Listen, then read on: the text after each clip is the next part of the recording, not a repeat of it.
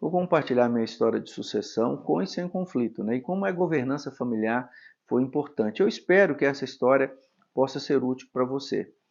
Eu tinha pouco mais de 10 anos quando a minha avó materna morreu e logo na sequência apareceu um tal de inventário. Sequer sabia o que se tratava. Mas eu sei que aquele inventário foi terrível, porque eu não passei a não poder ir mais na casa dos meus tios.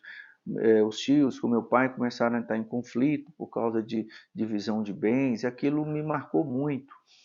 A coisa foi passando, enfim, não se resolvia. Né? Eu fui para a faculdade, me tornei um advogado. 15 anos depois, o processo ainda não tinha terminado. Quem terminou o processo de inventário da minha avó fui eu. E aquilo deixou marcas na minha família que existem até hoje. Né? Aquele conflito, infelizmente, marcou muito. Que é um conflito, infelizmente, depois eu vim entender que é um conflito muito comum, né, nas sucessões, né, nos processos de inventário. E ali eu decidi que eu não queria aquilo para minha família, eu não queria aquilo para o meu pai, para a minha mãe.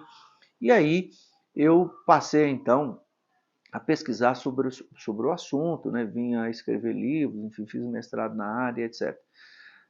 Em 2005, ou seja, há 18 anos atrás, na data da gravação desse vídeo, eu convenci meu pai que ele e a minha mãe que eles deveriam fazer um planejamento patrimonial e sucessório. Houve resistência natural, né, e é bem provável que na sua família você também vai ter resistência, porque é uma questão cultural.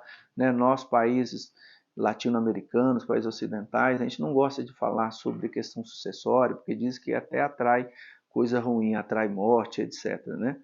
Mas é uma questão cultural.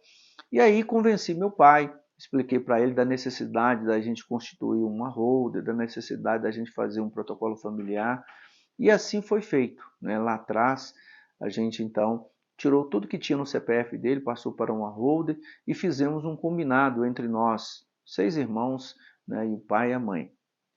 E a coisa continuou sendo tocada como antes, né? Só que agora de forma mais profissional, porque havia um combinado na família. Infelizmente, perdemos nosso pai em 2019. O lado bom disso foi que, se foi triste a partida dele, por outro lado, não tivemos que fazer processo de inventário, não tivemos que pagar imposto de herança e, mais do que isso, não teve conflito na família, né? Que mais do que patrimônio, a pessoa que falece, ela deixa um legado, ela deixa uma história. E não é razoável que essa história seja manchada, né, por conflitos, por briga de herdeiros, etc. Que normalmente é assim que acontece pelos meios tradicionais de sucessão.